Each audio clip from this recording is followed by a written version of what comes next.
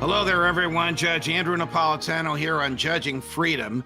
Today, a conversation with one of the smartest people I know. Karen Kwiatkowski is a retired lieutenant colonel from the United States Air Force. She's also a graduate of Harvard University and holds a PhD in world politics from the Catholic University of America, a school that I'm close to and very fond of, not ideologically, but religiously.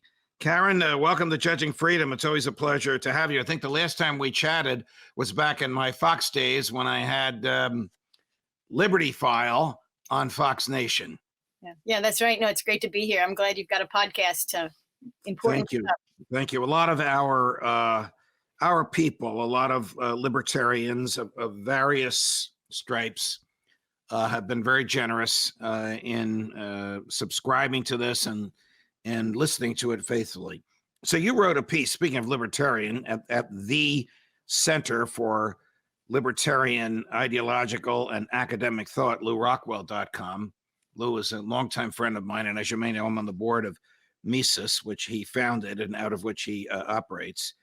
And your piece is called A Modest Proposal. Now, I read Lou Rockwell all the time, and my columns are run on Thursdays, but this one I read 3 times because it so captured my attention, not only because you're the author, but because of what you said. So I have to read for the people watching and listening to us now a very provocative statement in here, and then I'll let you take the ball and run with it, which I know you can. What if world leaders saw the United States as a large, incompetent, nuclear-armed country, unable to pay its bills, suffering domestic unrest, and facing imminent collapse of the social welfare state upon which 70% of the population depends for survival? Now, I would submit that that is not an opinion, that those are inassailable truths that you have put into the what if. So the answer to the what if has to be yes. Yep, I think so. You know, I got an email from a person who read that, who had been a lifelong Democrat, but now reads Lou Rockwell every day and has rejected the progressive socialism, I guess. But he took issue with the 70% being dependent on the welfare state. And, you know, he doesn't read Lou Rockwell often enough. I guess, you know, he's new to it.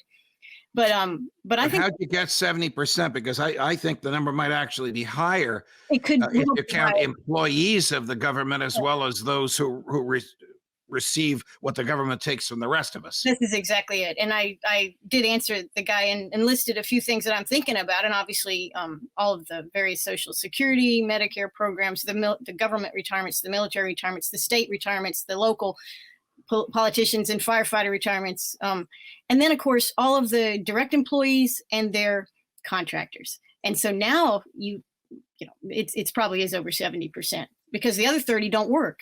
Well, that's not true. They do. No, understood.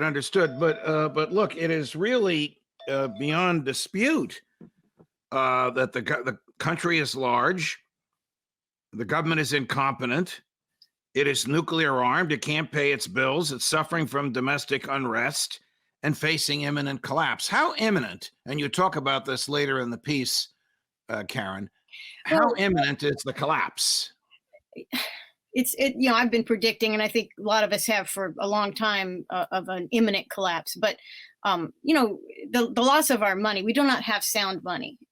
There's a setup, a Ponzi scheme, whatever you want to call it, that keeps things going. But that's a big problem. And so something related to the money collapse, but also there's the faith collapse. And this is what we saw very much in the Soviet Union many years before the Soviet Union collapsed and came apart.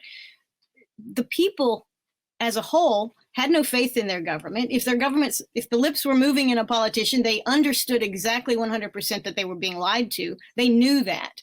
And we are very much, we've been like that for a while. And then if you add in the recent years, the Trump years, the Obama years, the Trump years, and now the Biden year, you see division in society, which really is not, it's intractable, really. I mean, people have two sets of things that they believe. about government. Both of them are unhappy with government, but we can't even talk to each other. So you see people moving from state to state. Blue states are losing populations. People are. We've had the largest expatriate movement in years. I mean, every year more people leave permanently the United States. So we are a country that if we were looking at us, if the CIA and the State Department and futurists in Washington were looking at our country, we would be concerned. We would be particularly concerned about the fact that we have a centrally controlled nuclear inventory of nuclear weapons. And of course, we have biological weapons. We have many dangerous things that are all centrally controlled. But the nuclear stuff is something that people think about a lot. And then, of course, it occurred to me as I was hearing the accolades and the obituaries of Desmond Tutu and what happened in South Africa. And of course, to me, what was always interesting, and I'm sure to many people who look at arms, was that South Africa voluntarily disarmed prior to the end of apartheid. And a lot of people, whether it was true or not, said, oh, well, we don't trust a Black-dominated South Africa to have nuclear weapons. But it wasn't really all about that, if it was even about that. But de Klerk disarmed. He had 6.5 weapons, and they got rid of all of them. And he had some help and some encouragement from other countries. And that's a small example. But that's how we should be operating in general. I mean, these things are dangerous. And look at our country. All right. Is it realistic to expect that the United States would unilaterally disarm?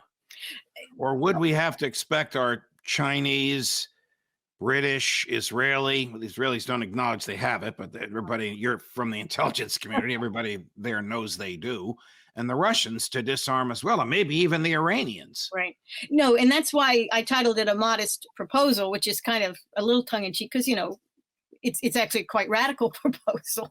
And I don't think it's at all likely that we would unilaterally disarm. But what occurs to me is that if our country fails, that and in a number of ways splits apart, becomes ungovernable in any kind of way, that the rest of the world has mechanisms to oversee such a disarmament. It wouldn't be necessarily by our consent, but and it's, I guess the other thing that caused me to think about this is the craziness about the 1-year anniversary of January 6th. Regardless of what actually happened, the hysteria 1 year later exhibited the last week, by the president and others when they talked about it, really indicates a level of fear that I didn't realize existed there. I mean, it could be fake fear, but I think they're very nervous. And that nervousness means that we have big problems in this country that even people that don't like to talk about them recognize. Was January 6th the beginning of a second civil war? I mean, you say in your column, civil war or civil dissolution here in the U.S. is already happening. Yeah, it is, but not through walkthroughs and protests in the Capitol building. I mean, I think it's happening in much more substantial ways, in the sense that people are attempting, both as individuals and families and even as states, to separate themselves from Washington, D.C. in one way or another. I think already the states and the people resent the tax burden that the federal government puts on them. And that tax burden can only go up. I mean, imagine if the Fed is really going to raise rates, and they raise them, and imagine if they raise them to market levels, what would be naturally required. Our federal government would collapse. I mean, they cannot pay the debt.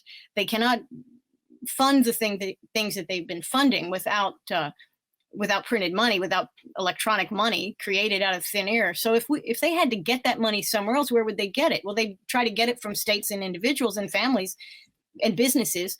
And already those families and states and individuals they're unhappy with the level of taxes they're already paying. So there's things that could happen. I don't see it happening as a march through the Capitol building. I'm going to give you some ammo for your argument about the United States dissolving. Prior to the Civil War, there was a concept of nullification, whereby the legislature or the highest court of a state could nullify something the federal government did and say, well, quite simply, it doesn't apply in our state. This goes back to the Alien and Sedition Acts, in which the articles of nullification for Kentucky and Virginia were written by none other than Thomas Jefferson, who wrote the Declaration of Independence, and James Madison, who wrote the Constitution. Fast forward to today.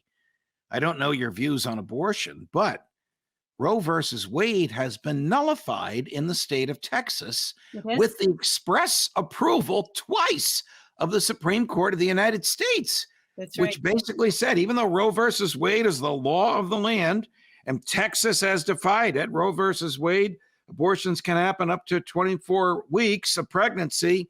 Texas, no abortion can be had after the 6th week of pregnancy. We're not going to interfere with it while the case makes its way through the courts, which means for at least another 2 years. That's right. Might that be the legal beginning of the undermining of the federal government? Stated differently, might other states nullify things that the federal government has done for which there is a legitimate argument to be made that the federal thing violates the Constitution?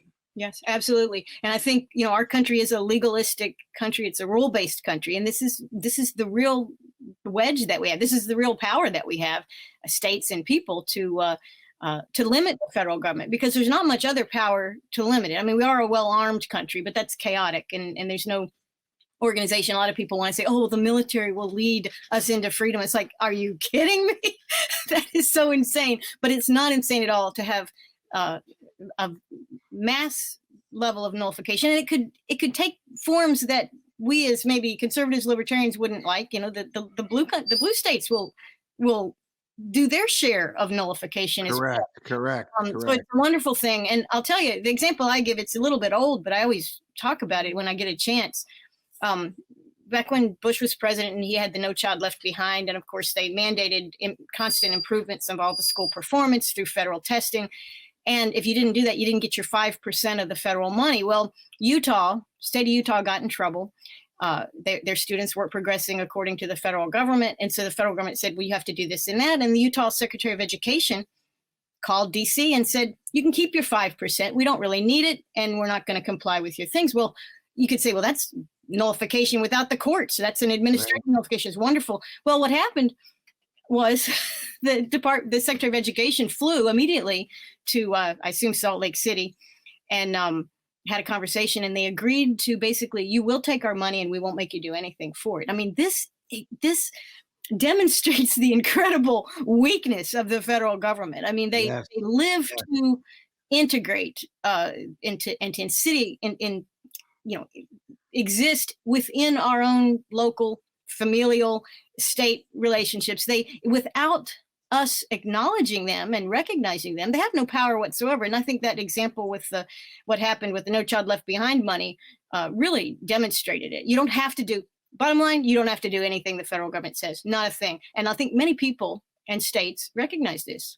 So in 1986, when the federal government realized that it did not have the authority to control speed limits, and it did not have the authority to control the minimum blood alcohol content in the automobile driver's veins before he could be charged with DWI, Senator Frank Lautenberg, late Senator Lautenberg of my home state of New Jersey, came up with the idea, well, let's repave all the federal highways in the country.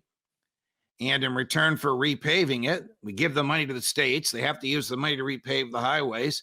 They have to agree to lower the DWI from 0.10, which is 2.5 beers, to 0.08, which is 2 beers. And they have to lower their speed limits from whatever they are to 55 miles an hour. 49 states agreed. South Dakota said, we'll take the cash. We're not lowering the speed limits. We have roads in South Dakota that have no speed limits. Oh, and by the way, they also have no accidents. Case went all the way to the Supreme Court, and the Supreme Court said, you want the money, you accept the strings. Now, what left-wing, pinko, progressive, creep, big government president signed that into law? Ronald Reagan.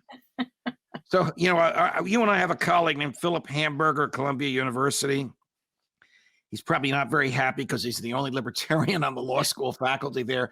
Has just done a massive study of every instance in which the federal government has exceeded the powers given to it under the Constitution by paying or bribing the states. So your example of the No Child Left Behind has a happy ending. The South Dakota versus Dole. Dole was Elizabeth Dole, who was the Secretary of Transportation. She had nothing to do with this. She was just named as the defendant. Has an unhappy ending. But this might all stop if the feds don't have cash. That's right.